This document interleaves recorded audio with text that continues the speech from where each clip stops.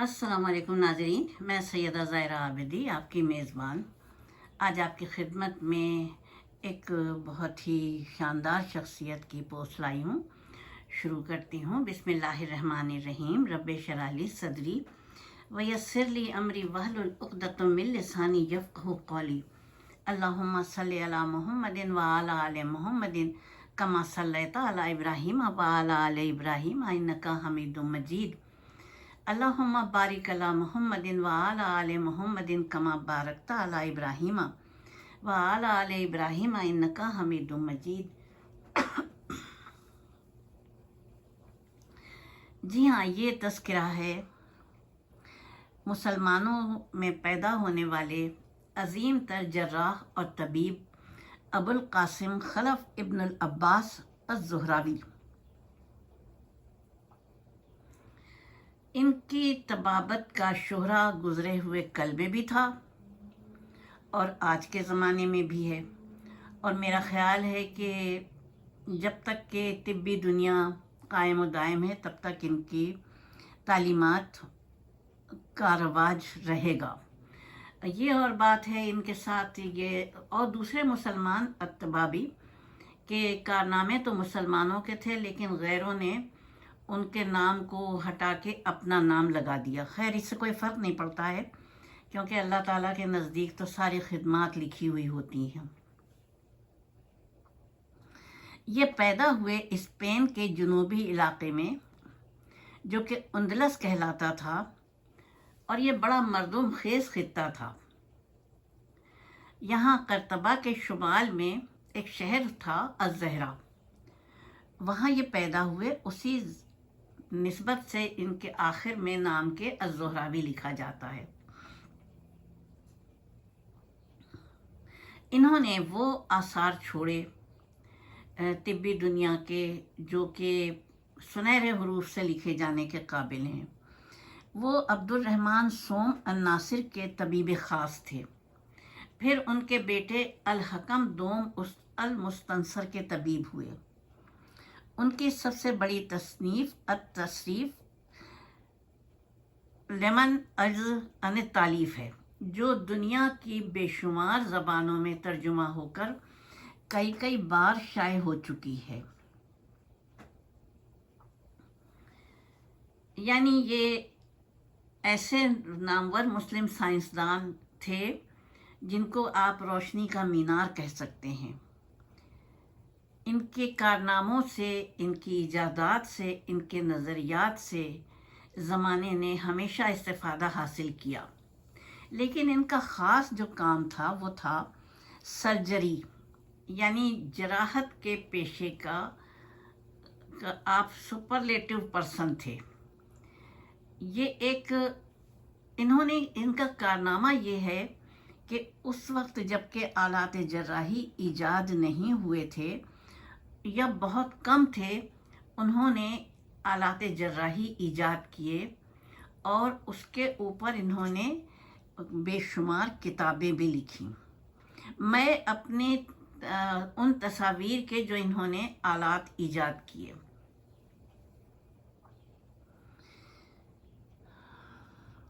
अबुल कासिम ने नहायत उम्दा इस्लामी और इल्मी माहौल में आँख खोली, इसलिए इनको बड़े अच्छे तरीक़े से अपने फ़रोग़ इल्म का काम करने का मौका मिला, और इन्होंने अपने ज़माने की बेहतरीन यूनिवर्सिटीज़ में इल्म हासिल किया, बेहतरीन कॉलेजेस में और मदरसों में। फिर इन्होंने बड़े बड़े शिफाखानों में जराही का काम किया, और उस ज़माने में मुसलमान जराहत में उरूज हासिल कर रहे थे, और हॉस्पिटल्स में इंसान के बदन की तशरीह सिखाई जा रही थी, और जराही में तालिब इल्मों को आने वाले वक्त में डॉक्टर बनाने के लिए, कामयाब आर्थोपेडिक सर्जन बनाने के लिए लाशों के पोस्टमार्टम की मशक भी करवाई जाती थी, जैसा कि आजकल भी मेडिकल कॉलेज में ये पोस्टमार्टम की प्रैक्टिस करवाई जाती है, जिससे तालिब इल्म आगे के वक्त में ऑपरेशन वगैरह के माहिर हो जाते हैं। الزہراوی کے بنائے ہوئے اوزار آج بھی ہاسپٹلز میں استعمال ہو رہے ہیں۔ یہ میں بتا دوں کہ اس زمانے سے پہلے جس کا میں ذکر کر رہی ہوں، جراحت کا علم کوئی خاص نہیں مانا جاتا تھا۔ اس علم کو تھوڑا سا 2 درجے کا علم کا وہ کہا جاتا تھا، لیکن ابوالقاسم نے اور دوسرے اتباع نے اس علم کو وہاں لا کے کھڑا کیا جہاں پر یورپی دانشور بھی ان کی تعریف کرنے لگے، اور انہوں نے بہت کچھ سکھایا، اور ساتھ میں جراحت کی کتابیں جو تصنیف کی وہ بھی یورپ میں پھیلائیں۔ یورپی لوگوں نے خود ان کی تصانیف سے استفادہ کیا، یہاں تک کہ 1368 عیسوی میں ابوالقاسم کی سرجری یعنی یہ آرتھوپیڈک سرجن کی حیثیت سے مشہور ہو چکے تھے۔ اندلس ویسے بھی اسلام کی سیاسی، سماجی اور ثقافتی تاریخ میں ایک بہت بڑا شہر ہوتا تھا۔ محققین کے مطابق یہاں پر بہت سے اتباع پیدا ہوئے، اور جنہوں نے خاص طور سے اٹلی کی یونیورسٹی میں ان کی تصانیف کو خوب پڑھایا گیا، اور پھر اس کے بعد اور تو میں بعد میں بات کروں گی، ابھی میں زہراوی کی بات کر رہی ہوں کہ 1497 میں لاطینی زبان میں وینس میں چھاپی گئی ان کی کتاب، پھر سن 1500 میں لوکیٹس میں چھپی، یہ پتہ نہیں کون سی جگہ ہے، اس کے بعد 1541 میں اسٹرسبرگ میں، اور 5 سال بعد باسل میں چھاپی گئی۔ نہ صرف چھاپی گئی، اس کی تفسیریں بھی لکھی گئیں، شرحیں بھی لکھی گئیں۔ الزہراوی نے اس کتاب کے علاوہ بھی طب پر کئی کتابیں تصنیف کیں، اور ان کتابوں کے ترجمے، لاطینی ترجمے اور دوسری زبان میں ترجمے یورپی لائبریریز میں مل سکتے ہیں۔ الزہراوی نے فن جراحت میں کئی طریقوں کو ایجاد کیا، اور ساتھ میں ان کی تکنیک بھی بتائی، اور آلات جراحی بھی ایجاد کر کے دنیا کو دیے۔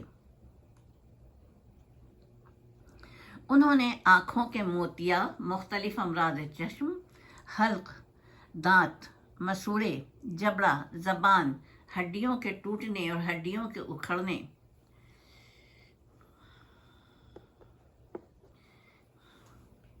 اور گردوں کے مسائل تفصیلاً بیان کیے۔ فن جراحی میں انہوں نے پتھری نکالنے کا طریقہ بھی بیان کیا، جو میڈیکل سائنس میں جدید طریقہ سمجھا جاتا ہے۔ دانت کی دوبارہ تنصیب، دانتوں کی تراش خراش اور ان کا کامیاب جراحی عمل کیسے ہوتا ہے، انہوں نے اس فن پر اپنی کتابوں میں خاص طور سے تشریح کی۔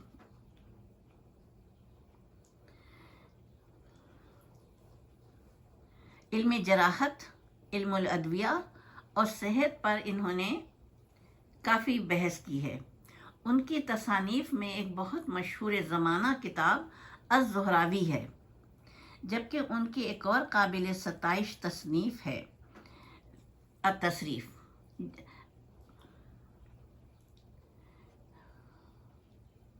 ابوالقاسم الزہراوی قرون وسطیٰ کے متعدد بار حوالہ شد جراحی نمائندے کے طور پر جانے جاتے ہیں۔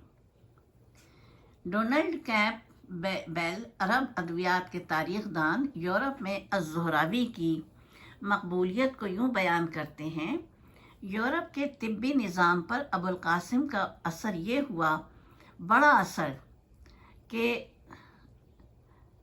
مغرب نے ان کی تعلیمات کو اپنایا، تو دوسری جانب عرب کنٹریز میں بھی ان کی تصانیف کو مانا گیا۔ ابوالقاسم کے طریقوں نے گیلن کے طریقوں کو گرہن لگا دیا، اور 500 سال تک طبی یورپ میں نمایاں حیثیت برقرار رکھی۔ ہڈیوں کے چٹکنے اور جوڑنے پر اپنی کتاب میں وہ بیان کرتے ہیں کہ جراحت کا یہ حصہ انتہائی نامعقول اور غیر تہذیب یافتہ ہاتھوں میں چلا گیا۔ یہی وجہ تھی کہ اس پیشے کو حقارت میں شمار کیا جاتا تھا، لیکن الزہراوی نے اس نظریے کو باطل قرار دیا اور ہڈیوں میں ناسور کے علاج کے لیے آلہ دریافت کیا اور بہت سے امراض کا علاج بتایا۔ الزہراوی وہ پہلے طبیب تھے جنہوں نے ہیموفیلیا نہ صرف دریافت کیا بلکہ ہیموفیلیا کے نایاب مرض کی تفصیل بھی لکھی۔ یہ میں بتا دوں ہیموفیلیا کیا مرض ہوتا ہے، بالکل مختصر سے اس میں بتاؤں گی کہ یہ ریئر کیس ہوتا ہے، یہ مرض کسی کو سینکڑوں میں، کہ کسی وجہ سے خدا نخواستہ کسی کو چوٹ لگ جائے یا کسی بھی طریقے سے اس کے جسم کے کسی بھی حصے سے خون کا اخراج شروع ہو جائے جو کہ قابو میں نہ آ رہا ہو، جم نہ رہا ہو، تو وہ اس مرض کو ہیموفیلیا کہتے ہیں۔ کیونکہ خون کے اندر ایک کوالٹی یہ ہوتی ہے کہ جب وہ باہر نکلتا ہے انسانی جسم سے تو کچھ دیر بہنے کے بعد جمنے لگتا ہے، لیکن جب ہیموفیلیا کا جو ہوتا ہے مریض جب وہ ہیموفیلیا کو کیری کرتا ہے تو پھر اس کے لیے یہ مشکل ہوتا ہے کہ اس کا خون روکا جائے۔ نتیجہ یہ ہوتا ہے کہ تھوڑے سے وقت میں اس کے جسم سے اتنے خون کا اخراج ہو چکا ہوتا ہے کہ پھر اس کا جینا محال ہوتا ہے۔ اللہ محفوظ رکھے۔ قرطبہ کی وہ گلیاں جہاں الزہراوی رہتے تھے، ان کے مرنے کے بعد ان کے اعزاز میں اس گلی کا نام ابوالقاسم گلی رکھا گیا، اور ان کا وہ گھر جس میں وہ رہتے تھے اس کے باہر آج بھی طلائی تختی لگی ہوئی ہے جس کی ہسپانوی سیاح بورڈ حفاظت کرتا ہے، اور یہ ان کا اعزاز ہے کہ یہ وہ گھر ہے، تختی پہ لکھا ہوا ہے یہ وہ گھر ہے جہاں الزہراوی رہتا تھا۔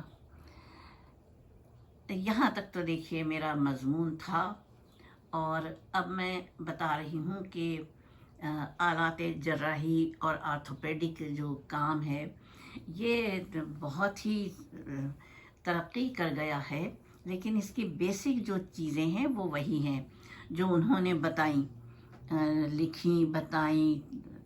یہ الزہراوی نے۔ کراچی میں ڈاکٹر شاہ کا بہت ہی مشہور ترین ہاسپٹل بھی مشہور ہے اور ڈاکٹر شاہ بھی مشہور ہیں کہ کتنا ہی پیچیدہ کیوں نہ کیس ہو آرتھوپیڈک کا وہ اس کو ٹھیک کر دیتے ہیں۔ اور اس کے علاوہ بھی ہے آغا خان میں یہ شعبہ ہے، اور بہت سے ہاسپٹل میں ہے جہاں کے مریض آتے ہیں اور اللہ تعالیٰ کے حکم سے وہ اپنے معالج کے ہاتھ سے شفا یاب ہو کے واپس ہوتے ہیں۔ اللہ تعالیٰ ہم سب کو محفوظ و مامون رکھے ہر بری گھڑی سے، ہر بری آفت سے۔ خداوند کریم ہمارے بچوں کو، ہماری نسلوں کو محفوظ رکھے۔ اور اس کے ساتھ میری دعا ہے کہ اللہ تعالیٰ آپ کے گھروں میں رزق کی، روزی کی بہترین فراوانی عطا فرمائے۔ جن بچوں کی شادیاں ہونی ہیں ان کو بہترین شریک حیات عطا فرمائے۔ جن بیٹیوں کی شادی ہونی ہے ان کو نیک شریف شریک زندگی عطا فرمائے۔ جو بے روزگار ہیں حضرت داؤد علیہ السلام کی روزی کے صدقے میں ان کو بہترین روزی عطا فرمائے۔ جو بے روزگار ہیں، جو طالب علم ہیں، ان کو مدینۃ العلم اور باب علم کے صدقے میں بہترین علم سے فیض یاب کریں۔ جو بچے اپنے رزلٹ کے انتظار میں ہیں ان کو بہترین رزلٹ عطا ہو، اور میرے شہر میں کراچی میں اور میرے وطن میں کراچی تا خیبر تمام لوگ سکون سے رہیں۔ سب کے لیے پروردگار عالم روزی روٹی کا انتظام فرمائے اور ہمارے گھروں میں سکون اور عافیت کا دورہ ہو۔ پروردگار عالم جو بے اولاد ہیں ان کو نیک صالح اولاد عطا فرما۔ آمین ثم آمین الہی آمین۔ اور پروردگار عالم تمام مسلمان ملکوں کو صہیونی قوتوں کی تباہ کاریوں سے محفوظ و معمون رکھے. وآخر دعوانا الحمدللہ رب العالمین والصلاة والسلام علی خیر المرسلین وآلہ الطیبین الطاہرین.